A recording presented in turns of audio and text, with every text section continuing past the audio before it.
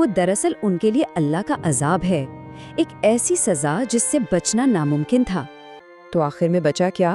ایک دائمی سبق اور ریت میں دفن ایک میراث۔ آج ہم تاریخ کے اوراق پلٹ کر ایک ایسی قدیم تہذیب کی طرف چلتے ہیں جس کا نام تھا قوم عاد۔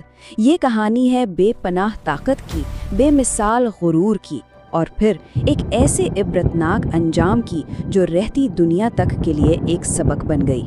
کبھی سوچا ہے کہ کیا کوئی ایسی قوم ہو سکتی ہے جو اتنی طاقتور ہو کہ وہ پہاڑوں کو ہی تراش کر اپنے لیے عالی شان محلات بنا لے؟ جی ہاں، یہ کوئی افسانہ نہیں ہے، یہ حقیقت تھی قوم عاد کی، جن کی طاقت اور ہنرمندی کی مثال آج بھی دی جاتی ہے۔ تو آئیے اس داستان کے سفر میں آگے بڑھتے ہیں۔ ہم سب سے پہلے دیکھیں گے ان کے مشہور ستونوں کے شہر کو، پھر جانیں گے کہ وہ کیسی عظیم طاقت کے مالک تھے۔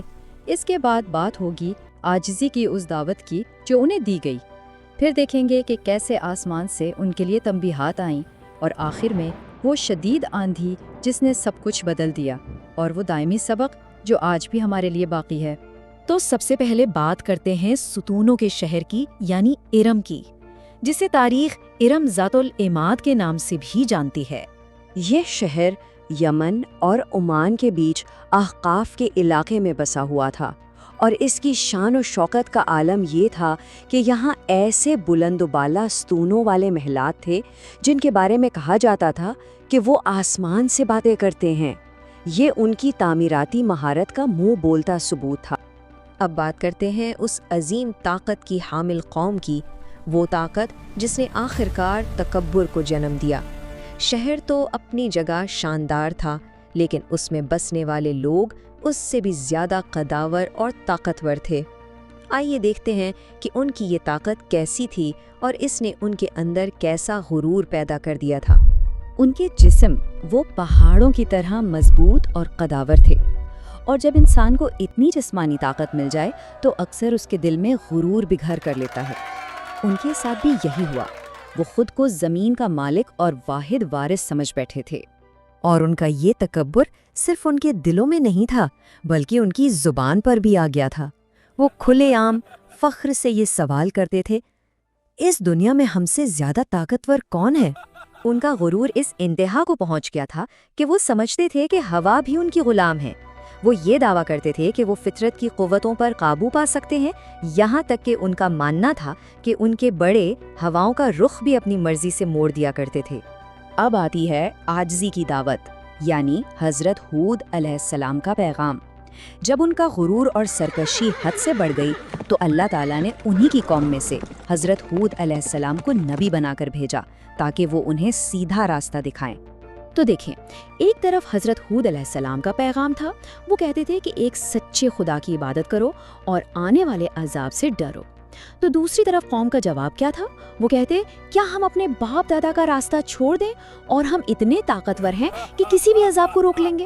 یعنی ایک طرف عاجزی کی دعوت تو دوسری طرف طاقت کا نشہ اور آباء و اجداد کی اندھی پیروی۔ جب حضرت ہود علیہ السلام نے انہیں بار بار اللہ کے عذاب سے خبردار کیا تو ان کے سرداروں نے جانتے ہیں کیا کہا؟ انہوں نے طنز کرتے ہوئے کہا، اگر تمہاری باتوں میں ذرا بھی سچائی ہوتی نا تو ہمارے یہ عظیم و شان محلات تو کب کے گر چکے ہوتے۔ یہ ان کے انکار اور تمسخر کی انتہا تھی۔ تو اب بات آتی ہے آسمان سے ملنے والے انتباہ کی، وہ تنبیہات جنہیں پوری طرح نظر انداز کر دیا گیا۔ جب حجت تمام ہو گئی اور انہوں نے بات ماننے سے انکار کر دیا تو عذاب سے پہلے کچھ نشانیاں بھیجی گئیں، لیکن قوم عاد نے ان کا بھی مذاق اڑایا۔ یہ نشانیاں کیا تھیں؟ رات کے وقت آسمان سے ایک عجیب خوفناک گونج سنائی دیتی، کبھی زمین میں ہلکا سا زلزلہ محسوس ہوتا، لیکن ان کے غرور کا عالم دیکھیں۔ وہ ان نشانیوں پر غور کرنے کے بجائے ہنس کر کہتے تھے، دیکھو زمین بھی ہم سے ڈر کر کانپ رہی ہے۔ ان نشانیوں کے بعد ان پر 3 سالہ خوش سالی مسلط کر دی گئی۔ پہلے سال بارشیں مکمل طور پر روک گئیں، دوسرے سال دریا اور ندی نالے سب سوکھ گئے، پیاس نے انسانوں اور جانوروں سب کو نڈھال کر دیا، اور تیسرے سال تک آتے آتے ان کی ساری طاقت اور فخر مایوسی میں بدلنے لگا تھا، لیکن تکبر وہ اب بھی باقی تھا۔ اور پھر آئی وہ شدید آندھی، ایک ایسی سزا جو رحمت کے بھیس میں آئی تھی۔ جب ان کی بے بسی انتہا کو پہنچ گئی تو آسمان پر بادل نمودار ہوئے اور قوم کو ایک آخری فیصلہ کرنا تھا۔ یہی لمحہ ان کے انجام کا آغاز تھا۔ ہوا یوں کہ ایک دن آسمان پر 3 طرح کے بادل نظر آئے، ایک سفید، ایک سرخ اور ایک کالا، اور پھر آسمان سے ایک آواز آئی جس نے انہیں اختیار دیا کہ وہ ان تینوں میں سے کسی ایک بادل کو اپنے لیے چن لیں۔ انہوں نے آپس میں مشورہ کیا اور سیاہ بادل کو منتخب کر لیا۔ ان کا خیال تھا کہ جو بادل جتنا گہرا کالا ہوتا ہے اس میں اتنا ہی زیادہ پانی ہوتا ہے۔